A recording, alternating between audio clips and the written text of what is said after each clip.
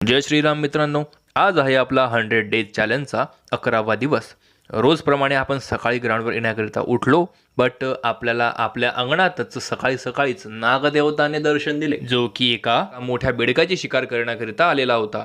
But त्याला ते काही जमले नाही आणि तो तिथेच फसून राहिला, लपून राहिला. पण तो आम्हाला दिसला आणि आम्ही सर्पमित्राला बोलावून त्याला त्यांच्या सुपूर्द केले. त्यानंतर लगेच आपण गेलो आहे ग्राउंडवरती.